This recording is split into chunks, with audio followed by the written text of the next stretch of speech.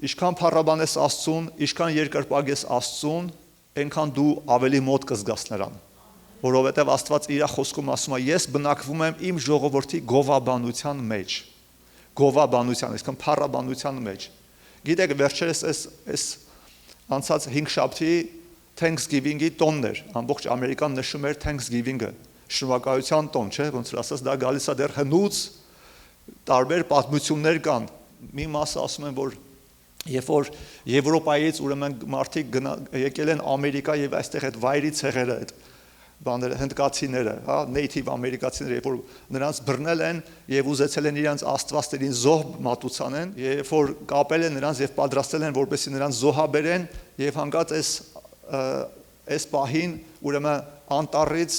դուրս է գալի մի հատ վայրի հնդկահավ ու այս վայրինիների առաջնորդը մտածում է սա երևի նշան Աստված ուզում է որ սրան զոհաբերենք եւ վերցնում են դրան են զոհաբերում այս կապված մարդկանց բաց են թողում որոնք որ Եվրոպայից եկել էին եւ դրա պատճառով այս մարդիկ սկսում են փառաբանել Տիրոջը որ ինչ որ մի կենթանի զոհով իրանց կյանքը փրկվեց եւ դրա համար այդ հնդկահավը դնում են այդ տոների ժամանակ ոնց որ գլխավոր կերակուրն է դա այդքան էլ ճշգրիտ պատմություն չի բայց ավելի ճշգրիտ պատմություն լսել եմ այննա որ էլի այտենց Անգլիայից Եվրոպայից պիլիգրիմներ են եկել պիլիգրիմները այդ ճանապարհորդներին ասել են պիլիգրիմներ քրիստոնյա մարդիկ որոնք եկել են այս նոր երկիրը որպեսզի տարածեն Աստծո խոսքը Աստծո կամքը բայց քանի որ նրանք եկել են ու պատրաստված չեն եղել այս պայմաններին ցրտին կամ ասենք բնակվելու տեղ չեն ունեցել բավականաչափ կերակուր չեն գտել եւ սկսել են շատերը մահանալ նրանցից ցրտից սովից տարբեր հիվանդություններից բայց բնիկ տեղի ցեղի այդ native ամերիկացիները, հնդկացիները իրանց օգնել են, տեսել են որ նրանք բան են անում, ասենք չեն դիմանում այս պայմաններին, պատրաստ չեն։ Սկսել են նրանց օգնել, սովորացրել են նրանց եգիպտացորեն աճեցնել, կենթանիներ պահեն, այդ ամեն իրավիճակից survive լինեն, գոյատևեն մի խոսքով։ Եվ դրանից մի տարի հետո տեսնում են մեծ փոփոխություն իրենց կյանքում, այգի են տնկել, արդեն պտուղ ունեն եւ այլ եւ այդ ժամանակվանից որոշում են տոնեն այդ օրը, ոնց են տոնում իրանք բերում են իրանց բերքերի պտուղը, իրանց այդ ամեն ինչը ինչ որ ձեռք են բերել,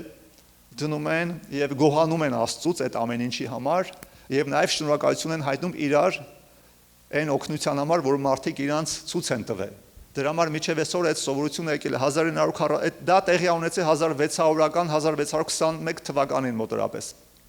Բայց 1941 թվին վերջնականապես ուրեմն Ամերիկայի կոնգրեսը ինքը որոշում է, որ սա ընդունի որպես ազգային տոն, գովաբանության տոն, Thanksgiving տոն ու շատ լավ են արել, շատ ճիշտ տոն է, որովհետև դա գալիս է Աստվածաշնչից։ Շատ նման է Աստվածաշնչյան այդ տոնին գովաբանության, որովհետև Աստվածաշնչում դա Պենտեկոստեի տոնն է։ Մենք շատ հավատացյալներ այսօր քրիստոնյաներ Պենտեկոստեի օրը գիտեն որպես Սուրբ Հոգու գալստյան տոն։ Եվ իրանք չեն պատկերացնում, որ 5 կտակարանում այտենց չի եղել, որ այդ օրը Սուրբ Հոգին եկել է։ Այդ օրը պարզապես մարդիկ իրանց բերքերի պտուղները ամենը հավաքել են, իրանց բերքերի առաջինեկները։ Ինչ առաջինեկները, այսինքն առաջի պտուղները են, ամենալավ պտուղները բերել են Աստծո առաջ են դրել, փառաբանել են Աստծուն, գովաբանել են Աստծուն, երկրպագել են Աստծուն, որ այդ ամենը Աստված իրանց տվել է։ Եվ իրանց բերքը գնալով ավելի առատացել։ Հասկանում եք, Պենտեկոստեի տոնը հենց այդ տոնն է, եւ բայց նոր կտակարանում մենք տեսնում ենք, որ երբ որ գալիս է այդ տոնը, որ բոլոր ազգերից, տարբեր ազգերից գալիս են Երուսաղեմ, որպեսզի գովաբանեն Տիրոջը, որպեսզի փառաբանեն Տիրոջը այդ տոնի արդիվ, ոչ մեկ գլխի չէր ընկել, որ Աստված ինչ է ուզում անի այդ օրը։ Բայց հենց այդ օրն էր, որ Սուրբ Հոգին զորավոր եկավ։ Գովաբանության օրն էր, որ Սուրբ Հոգին զորավոր եկավ, ինչի համար, որտեղ գոհությունը դա հաճելի է Աստծուն։ Գովաբանությունը հաճելի է Աստծուն։ Այսօրվա իմ թեման է կոչվում է Աստծուն փառավորող զոհը։ Եվ առաջի համարը կնայենք Սաղմոս 5:23-ը։ Սաղմոս 5:23 ասում է. «Ով շնորհակալության զոհ է մատուցում, նա ինձ է փառավորում», Աստված է ասում։ Ով շնորհակալության զոհ է մատուցում, նա ինձ է փառավորում։ Բայց շնորհակալությունը մենք հայտնում Աստծուն։ Առաջինը Աստծուն, իհարկե մենք միմյանց ենք այդ շնորհակալությունը հայտնում, բայց առաջինը Աստծուն, որտեղ այդ տոնը գալիս է դրա արմատները Աստվածաշնչից։ Դրա համար այս շաբաթվա մեր ծառայությունները ավելի շատ նվիրեցինք գովաբանության տոնին, բայց ոչ թե ոնց որ աշխարհիկ գովաբանությունը, որ նրանք անում են, հետո մոռանում են ամեն ինչ։ Ոչ, շատ մարդիկ կան, ովքեր աշխարհում այդ տոնը նշում են պարզապես որպես տոն, տրադիցիա, tradition։ Եվ կարծես այդպես լուրջ փոփոխություն չի բերում մարդկանց կյանքում, բայց այն առաքյալները, այն մարդիկ Աստվածաշնչում, ովքեր այդ տոնի ժամանակ ճիշտ մոտեցում ցուցաբերեցին, Աստծո հոգին եկավ զորավոր ձևով նրանց կյանքում, իրանք օրհնվեցին, շատ կարևոր է որ մենք դա հասկանանք։ Եվ մենք իհարկե սխալ չի այդ ավանդական ձևով տոնել այդ տոնը, բայց նաև ավելի կարևոր է որպես եկեղեցի քրիստոնյաներ մենք սովորենք դա հոգևոր ձևով տոնել։ Ամեն։ Մի քանի բան կասեմ այդ գովաբանության վերաբերյալ, որոնք որ գրված է Աստվածաշնչում, սա ասացի, որ ով որ շնորհակալության զոհ է մատուցում, նա ինձ է փառավորում, Աստված ասում է։ Եվ այն մարդիկ, ովքեր որ փառավորում են ասում, Աստված էլ նրանց է փառավորում։ Եվ Եփեսացի 5:20 համարը ասում է. ամեն ժամանակ, ամեն բանի համար շնորհակալություն հայտնեք Աստծուն եւ Հորը մեր Տեր Հիսուս Քրիստոսի անունով։ Ինչ է ասում։ Ինչքան ժամանակը մեկ տարին մեկ մենակ գովաբանության օրը ամեն ժամանակ ամեն բանի համար շնորհակալություն հայտնեք Աստծուն եւ Հորը մեր Տեր Հիսուս Քրիստոսի անունով։ Այսինքն սա պետք չի իհարկե տարին մեկ ասենք մենք նշում ենք այդ տոնին վերաբերվող դա ավելի է մեզ կենտրոնացնում դրա վրա ինչպես որ զատիկի տոնը նշում ենք հիշում ենք Քրիստոսի զոհը մահը այդ ամեն ինչը բայց այտենց չի որ դրանով սահմանափակվում է Մյուս օրերն էլ մենք էլի հիշում ենք, որ Քրիստոսը զոհվեց, մահացավ, պարզապես այդ օրը ավելի կենտրոնանում ենք, բայց իրականում ցանկացած հավատացող մարդ, Աստծուն հավատացող մարդ, նա պետք է ամեն ժամանակ, ամեն բանի համար շնորհակալություն հայտնի Աստծուն եւ Հորը մեր Տեր Հիսուս Քրիստոսի անունով։ Շնորհակալ սիրտը բացում է երկինքը մեր կյանքերի վրա։ Երկնային օրհնությունները Այն մարդիկ, ովքեր որ սովոր են շնորհակալություն հայտնեն Աստծուն, իրանց կյանքում ամեն ինչ լավ է գնում, անգամ եթե վատ է, անգամ եթե դժվարություն կա։ Մարդիկ կան մտածում են, որ եթե մի վատ բան ալեմ, շատ հավատացյալ մարդիկ կան, շատ ուժեղ հավատացյալ մարդիկ կան, որոնք որ գիտություն չունեն։ Եվ երբ որ ինչ-որ մի փորձանք է կատարվում, դժբախտ դեպք է կատարվում, այս մարդիկ մտածում են, որ այս փորձանքի համար պետք է շնորհակալություն հայտնեմ։ Բայց խոսքը դրա մասին չի ասում, որտեղ Աստվածաշունչը մեզ չի տալի փորձանքներ։ Հակառակ Աստվածաշունչը մեզ փրկում է փորձանքներից։ Խոսքը չի ասում, որ մենք փորձանքներով կանցնենք, ասում է փորձություններով կանցնենք, դրանք տարբեր են։ Մենք փորձություններով ասում ենք դժվարություններ լինենք, բայց դա փորձանք չի դառնում։ Փորձանքը դա կորուստն է, դա երբ որ ընտանիքներ են քանդվում, երբ որ ակսիդենտ ալնում, երբ որ մարդ է մեռնում, երբ որ ծանր ամբուժելի հիվանդություն է, դժբախտություն, դիպրեսիա, կորուստներ է ունենում։ Բայց Աստված դա մեզ չի խոստանում, Աստված ասում է փորձություններ կանցնես, փորձությունների մեջ ես քո հետ կլինեմ։ Եվ ինչպես պետք է վարվենք փորձությունների ժամանակ, միթե պետք է ասենք շնորհակալ եմ այս փորձության համար, շնորհակալություն ընկա ոտս ցավացրեցի բան, ոչ։ Այս տեսակ մի համար կա առաջի Թեսաղոնիկեցիների 5:18 համարը։ Տեսեք ինչ ասում, ամեն բանի մեջ գոհություն տվեք, որտեվ սա է Աստծո կամքը ձեզ համար Քրիստոս Հիսուսով, ամեն բանի մեջ։ Թե վնդե ասեց ամեն բանի համար, ամեն բանի համարը դա վերաբերվում է բոլոր այն լավ բաներին, որ Աստված քո կյանքում արել է։ Հա? Ունես աշխատանք, ունես ընտանիք, երեխեք, կրթության հնարավորություն ունես, ամենակարևորը Քրիստոսով ստացած քո փրկությունն է, մեր փրկությունն է։ Այն որ Աստված մեր կյանքում արել է, ունես տուն, մեքենա, ցանկացած լավ բան, ասում ամեն ժամանակ ամեն բանի համար գոհացեք Աստծուց։ Ցավոք սրտի շատ մարդիկ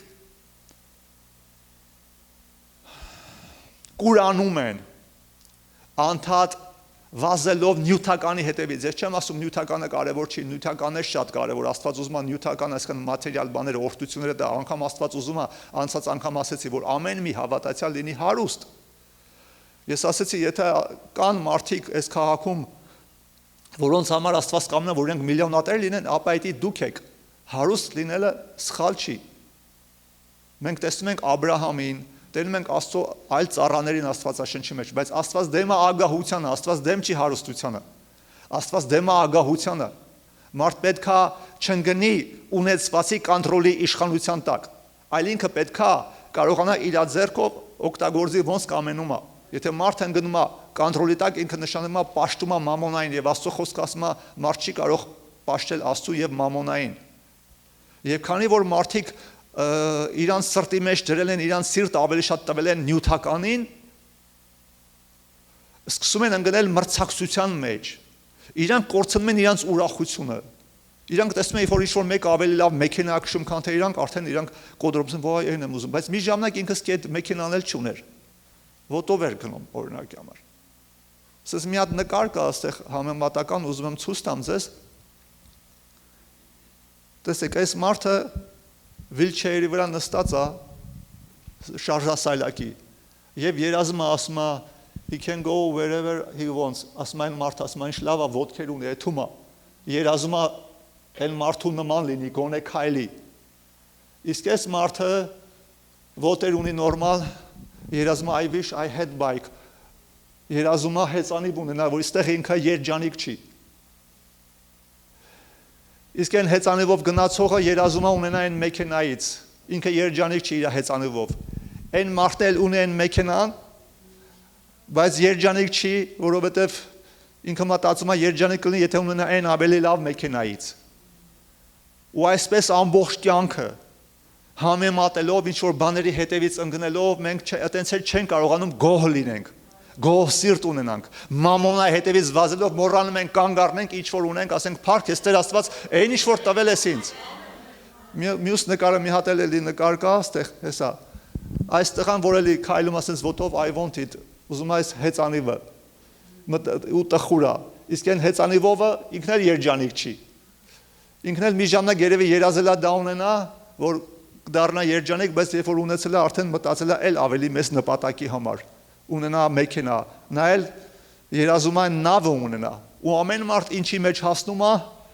ինքը չի կարողանում բավարարվի գոհանա։ Ես չեմ ասում վատ է, եթե ունենանք մեծ նպատակներ։ Աստված ուզում է անգամ դու ունենաս ինքնաթիռ, airplane ունենաս, դա սխալ չի, դա մեղք չի։ Բայց վատ է, որ այն ինչ որ ունենք, մենք չենք սովորել փառաբանել, գովաբանել, ասում գովաբանության օրը դա տարին մի անգամ չպետք է լինի։ Աստված ինչքան բան արել մեր կյանքում, քանի անգամ է փրկել։ Մենք գնում ենք, ասում ենք, գառը տաղանեմ մահից փրկեց։ Ու մարդիկ քրիստոնյա լինելով, Աստծո խոսքը չճանաչելով, գնում են գառեն մատաղանում, չեն գովաբանում Աստծուն, մոռանալով, որ Քրիստոսը խաչի վրա զոհվեց, եւ որ Աստված քեզ փրկել է կործանումից, դժբախտ դեպքից, վատ դեպքերից, ինչ պետք է անես։ Ինչ պետք է անես։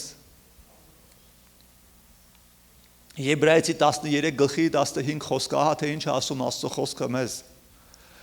Ուրեմն նրա, այսինքն Հիսուսի միջոցով ամեն ժամանակ Աստծուն օրհնության զոհ մատուցանեք։ Այսինքն նրա անունը դավանող շրթունքների պտուղը։ Աստված ուզում է, որ Հիսուսի միջոցով Աստծուն ամեն ժամանակ օրհնության, այսինքն գոհության, շնորհակալության զոհ մատուցանես։ Այդ զոհն է ընդունելու, ոչ թե այն քարը կամ ինչ-որ մի բանը, որտեվ ամենակարևոր զոհը Աստծո կողմից ընդունվել է, Հիսուս Քրիստոսի զոհը, ել դու ավելի լավ կարևոր զոհ չես կարող բերես, ոչ դու, ոչ ես, ոչ որևիցե մեկը։ Բայց մենակ կարող ենք շնորհակալություն հայտնենք այդ զոհի համար, դա էլ զոհ է, դու միանում ես այդ կատարված զոհին։ Ամեն ժամանակ Հիսուսի միջոցով Աստծուն օրհնության զոհ մատուցեք, այսինքն մեկ ուրիշտեղ շնորհակալության զոհ մատուցանեք։ Սա է Աստված կամենում, ամեն, նրա անունը դավանող շրթունքների պտուղ, տեսեք շրթունքների պտուղ։ Ինչ է շրթունքների պտուղը, այն ինչ որ քո բերանից հելնում, Աստված ուզում է քո բերանից դա լսի։ Ես կամեցա այս անգամ, որպես շնորհակալության տոնին նվիրված, հատուկ ձևով այդ զոհաբերությունը անենք, որպեսզի իսկապես մենք սովորենք գոհությամբ բերել Աստծո առաջ, գոհությամբ դնել։ Ամեն անգամ, երբ որ ես գցում եմ այդ զոհաբերությունը, եկեղեցու այդ նվիրատվությունը, ես ասում Տեր շնորհակալ եմ, որ դու ես տվել ես, ես բերում եմ, ու ես ուզեցա, որ ձեզ էլ սա սովորացնեմ, որ դուք էլ այդպես անեք։ Ամեն, որտեղ մենք չենք կարող Աստծուն տանք, եթե ինքը մեզ տված չլինի։ Այն ինչ էլ որ տալիս ենք, դա ինքն է մեզ տվել։ Մարդկա ձեռներ չունի, ոտ չունի, անկողնում մեջ է։ Հիվանդը չի կարողանում աշխատի։ Աստվածելվել է ձեռ, ոտ, միտք, ուղեղ, մտածելու հնարամտություն ունենալու ու դա էլ է արտություն։ Մարդիկ մտածում են, թե Աստված պետք է իջնի, իրանց միանգամից ամեն ինչ պատրաստ տա։ Աստված տվել է խելք, հասկացողություն, աշխատասիրություն, ձեռք ոտ առողջություն, փառք տանք Աստծուն այդ ամեն ինչի համար։ Ասենք շնորհակալ ենք քեզ Տեր ջան, որ այդ ամեն ինչը դու մեզ տվել ես, ոչ թե տարին մեկ,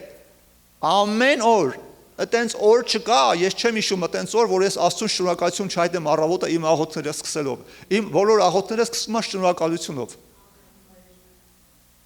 Առաջինը շնորհակալություն եմ հայտում Հիսուսի համար, որ իր կյանքը տվեց։ Ամեն օր թեկուզ նույն բանն եմ ասում, բայց ես անենց եմ ասում, կարծես առաջի անգամ եմ դա ասում, դա չեմ դարձել կրոնական սովորություն։ Շնորհակալություն Հիսուս, որ քո կյանքը զոհեցիր իմ համար, եւ իմ անունը գրված է կյանքի գրքում, շնորհակալ եմ քեզ Տեր։ Իմ համար հոգևորն է առաջինը կարող։ Հետո ասում շնորհակալ եմ քո հրեշտակների պահապանության համար, շնորհակալ եմ իմ ընտանիքով ծառայում եմ քեզ, շնորհակալ եմ եկեղեցու ամեն մարդկանց համար։ Մեկ անուններ եմ տալի, ով որ աշկիս առաջ գալիս այդ բանը։ Շնորհակալություն ես մարդկանց համար։ Շնորհակալություն ես բնակարանի համար, ես մեքենայի համար, այն բանի համար, այն մի մեքենա ունե, այն մեքենան, ես ամեն այդ մեքենան նստելուց ասում եմ, փառք ես Տեր, ես մեքենայի համար, ես չէի համեմատում ավելի լավ մեքենա ունեցող հետ։ Միշտ վատի հետ համեմատեք, որ դուք փառավոր եք Աստծուն։ Եթե դուք միշտ ավելի լավ բանի հետ եք համեմատում, չեք փառավորի, ամեն։ Ամեն անգամ գալիս է իմ Նիսանը նստելուց, փառք ես Տեր, շնորհակալ եմ քեզ, իսկապես շնորհակալություն էի ատում, շատ էի ասում։ Ես Հայաստանում չունեի այդ հնարավորությունը, ոչ առնելու, ոչ քշելու։ Հետո Աստված տվեց մի հատ ուրիշ իմ ջիփա տվել, դրա համար եմ իմ համար տարբերություն չկա, հասկանում եք, լինի այն ամենահասարակ պստիկ ավտոն կամ մեծ, իմ համար տարբերություն չկա, ես սովոր եմ գոհանալ ամեն ժամանակ, ամեն բանի համար։ Պողոս առաքյալը գրում է Փիլիպպեցի 4 մեջ, ասում է ես սովորել եմ գոհանալ առատության մեջ, սովորել եմ գոհանալ նեղության մեջ, սովորել եմ սովածությանը, սովորել եմ կշտությանը, սովորել եմ աղքատությանը, հարստությանը, առատությանը, պակասությանը, ամեն ինչից սովորել եմ։ Սա պետք է լինի քրիստոնյայի կյանքը։ Եվ այդ բոլոր նեղությունների մեջ մենք պետք է սովորենք փառաբանել Աստծուն, ոչ թե նեղությունների համար, հիմա այդ եմ էլ ուզում ասեմ։ Այն որ ասում ամեն բանի մեջ Առաջի Թեսաղոնիկեցի 5:18-ը որ կարդացի, ամեն բանի մեջ գոհություն տվեք, որովհետև սա է Աստծո կամքը ձեր համար։ Ամեն բանի մեջ, այսինքն ինչ իրավիճակի մեջ որ կաս, ոչ թե այդ իրավիճակի համար, ասենք դժվար խնդրեմ առաջացել, ոչ թե այդ իրավիճակի համար, այլ այդ իրավիճակի մեջ է փառաբանի Աստծուն։ Ասա Տեր, ես գիտեմ դու իմ հետ ես։ Երեք ֆլորը հեռախոսը կորցրել էր, աշխատանքի հեռախոսը։ Տագնապի մեջ էր, ասում է, արի այդքան հավատքի մասին քարոզներս ասում, արի հավատքը թիմա գործի դիր։ Ասում եմ կգտնես ուրախացի փառքսմով աշխատանքից հեռախոսնա չես պատկասի ինչքան կարևոր, ասում եմ ինչ անենք, նորը կտան։ Բա որ խոսան վրես չեն խոսում են թող խոսան, խնդիր չկա, ուրախացի։ Ու մի ժամ հետո գտանք, թողել ենք խանութում։ Աստված ցույց տվեց բան արեցինք այդեն, զանգեցինք, այնտեղ իրանց մոտ կարար լրիվ կորեր։ Այդպես փորձություն, տես, մենք չասենք փառք ես, որ կորել է հեռախոսը։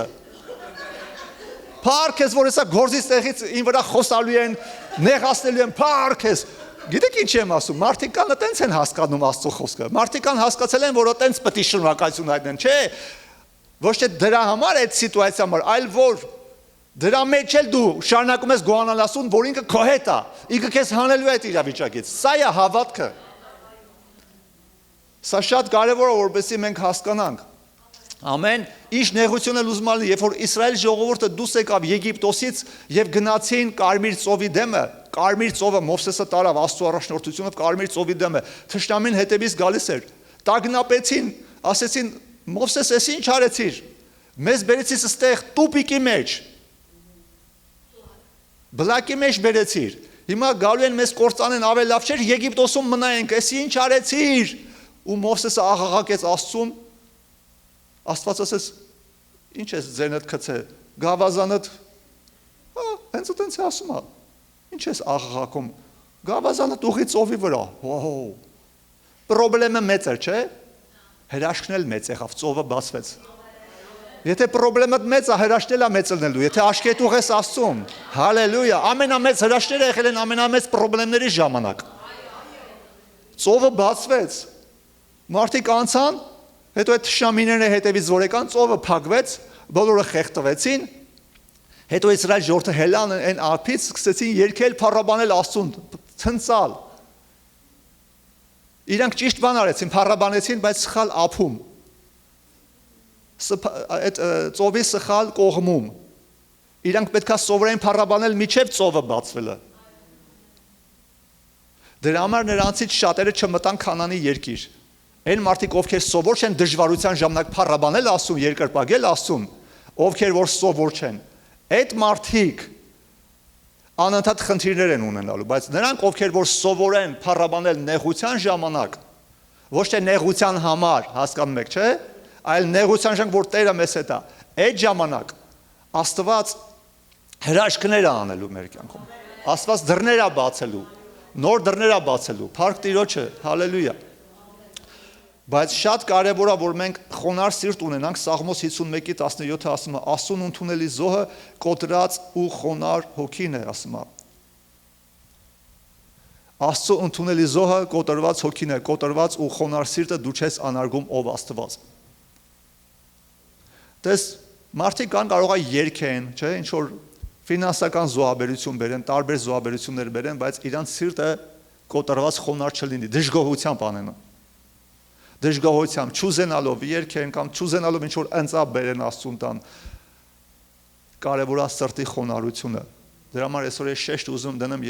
երեք բանի վրա։ Առաջինը մենք պետք է սրտով կոտրված խոնարհ լինենք Աստծո առաջ, որովհետև եթե դու սրտով կոտրված խոնարհ եղար, դու նաև հաջորդ քայլերը կանես։ Հետո գալիս է այն, որ մենք ասեցինք Եբրայեցի 13:15-ը, Հիսուսի միջոցով ամեն ժամանակ Աստծուն գովաբանության զոհ մատուցանենք բերանով։ Երկրորդը դա է գալի, եթե սիրտը չկա, ուրեմն բերանինը անկեղծ չի լինի, ճիշտ չի լինի, ճիշտ է։ Եթե դու սրտով խոնարհ ես, կոտրված ես Աստծո առաջ, այդ ժամանակ դու գովաբանես եւ դա կընդունվի Աստծո կողմից։ Եվ երրորդը դա գործողությունով է, զոհ մեր գործողությունով։ Այն ինչ որ մենք անում ենք, ընծա ենք մատուցանում։ Առակաց 3:9-10 համարները։ Առակաց 3-րդ գլխի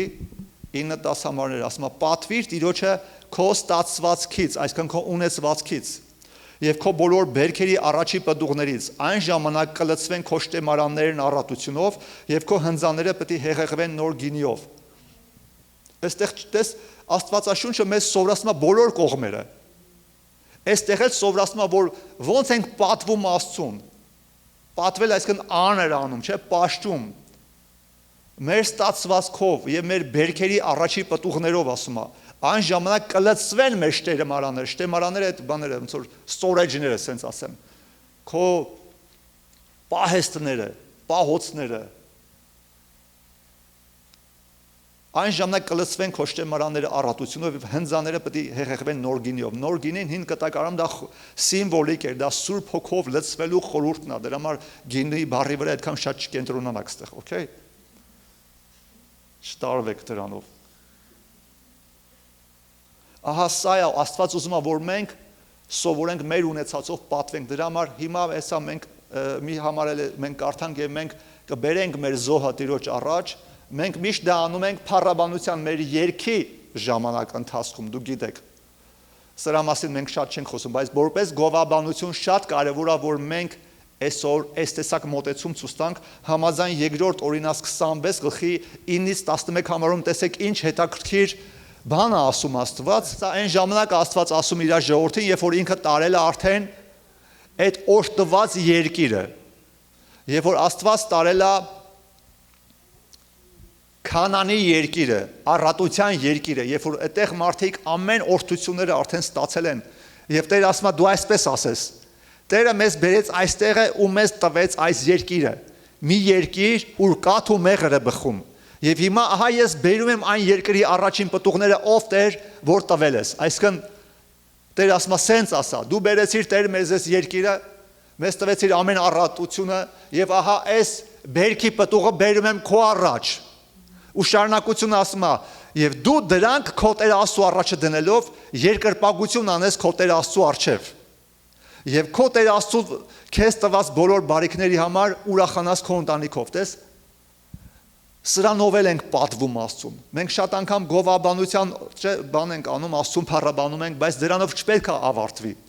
Աստված ասում է լավ, ես քեզ օրհնել եմ, դու ասում ես շնորհակալ եմ քեզ Տեր, չէ, բայց նաև դու պետք է կարողանաս պատվես ինձ, աներ անես ինձ, այն ինչ որ ես քեզ տվել եմ, քո ունեցվածքով։ Զոհաբերություն անես։ Դրանով է արդեն իսկականից երևում մեր սիրտը ում մոտ է, մեր սիրտը Աստծուն է պատկանում, թե նյութականին։ Ամեն։ Մի հատ էլ եմ կարդում, ասում է, եւ դու ասես, Տերը մեզ բերեց այս տեղը, ուր մեզ տվեց այս երկիրը։ Մի երկիր, ուր կաթ ու մեղրը բխում։ Եվ հիմա ահա ես բերում եմ այն երկրի առաջին պտուղները, ով Տեր, որ տվել ես ինձ։ Եվ հետո ասում է, եւ դու դրանք քո Տեր Աստծո առաջ դնելով երկրպագություն անես, պաշտես, շնորհակալություն հայտնես Աստծուն։ Երկրպագություն անես քո Տեր Աստծո առջև եւ քո Տեր Աստծո քեզ տված բոլոր բարիքների համար ուրախանաս քո ընտանիքով, ուրախանաս։ Այդ ժամանակը Աստված օրհնում, այդ ժամանակը երկինքները բացվում։ Եվ մենք 3 հատ զոհաբերություն տեսանք այս համարները, որ նայեցինք։ Առաջինը դա մեր սրտի զոհաբերությունն է, եւ որ Աստված նայում է կոտրված խոնար սրտին, դա զոհ է Աստծո առաջ։ Եվ դա չի մնում այդտեղ։ Դա վերածվում է մեր շուրթերի փառաբանությանը, որ մենք նայեցինք Եբրայեցի 13:15-ը, եւ որ մարդը գովաբանում է Աստծուն այդ ամեն ինչի համար, բայց դրանով էլ չի ավարտվում։ Եթե դրա վրա կանգ առնում, ուրեմն մի բան կիսատ է մնացել։ Եվ երրորդը, երբ որ մենք բերում ենք այդ պտուղները, այդ օրհնությունները, որ Աստված մեզ տվել է դնելով Աստծո առաջ, ասում ենք փառք քեզ, Տեր, շնորհակալություն քեզ, որ ես ամենը տվել ես ինձ, այս հնարավորությունը ես ունեմ։ Եվ դա իրական փառավորում է Աստծուն։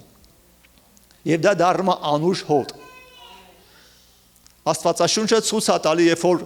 Աստված պատվիրեց Մովսեսին եւ Ահարոնին եւ քահանաներին, որպեսզի զոհաբերություններ բերեն, այն ժամանակ գառ էին բերում, գառի զոհաբերություն էին անում։ Երբ որ նրանք դա անում էին,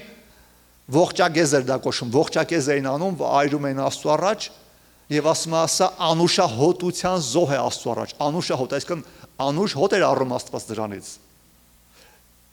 Եվ օրհնում էր այդ ժողովրդին, այդ ժողովրդի բերքը, կենդանիների հոտերի, այդ անասունների, ամեն ինչ օրհնում էր իրանց տունը, պաշտպանությունով, ամեն բանով։ Եվ նորը կտակարանում իհարկե մենք դա չենք բերում գառների ինչ-որ բանի տեսքով։ Այստեղ Աստված կառուցում է իր եկեղեցին։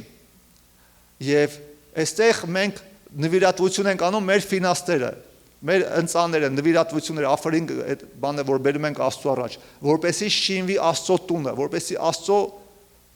գործը շարունակվի, Աստծո ընտանիքը կառուցվի։ Առանց ֆինանսների մենք եկեղեցին չի կարող շարժվել։ Եվ ցանկացած ձեր ներդրումը, որ դուք անում եք, դա օգնում է, որ Աստծո գործը գնա առաջ, ու Աստված տեսնում է, որ դու անում ես դա։ Բայց շատ կարևոր է, տես ինչ ասում, առաջի պտուղներ են կարևոր, լավ պտուղները, որտեվ Աբելի համար էլ գրված ասում, Աբելը բերեց Աստծուն իր գառների պարարտներից, այսինքն չաղլի կարգին զոհ բերեց։ Մենք չենք տալի Աստծուն մեր անպետքը, անպիտանը, ոչ մեկ չի տեսնում, ոչ էլ նայելու եմ, ոչ էլ մեզանից մեկը ստուգում է, կարող է մարդը մի բան չունի, խնդիր չկա, մարդը կարող է, բայց Աստվածը նայողը սրտում, Աստվածը տեսեմ ինքը ինձ ինչքան է տալիս եւ ես ինչքան եմ իրան տալիս։ Մարդիկ կան, որ Աստծո զաբարություն են տալու, ոնց որ թիպ տան, դա ավելի լավ է մարդ չտա Աստծուն, հասկացաք, որովհետեւ Աստված այնքան բանով է օրհնել, ու երբ որ դու զոհ ես բերում Աստծուն, դա պետք է իրոք զոհ լինի, sacrifice լինի, ոնց որ ասած եմ, դա պետք է մի բան փոկի քեզանից, դու պետք է դա ազգաս, որ Աստված տեսնի, որ դու գնահատում ես այն աշխատանքը, որ ինքը արել է քո կյանքում, այն օրհնությունները արել է, ամեն։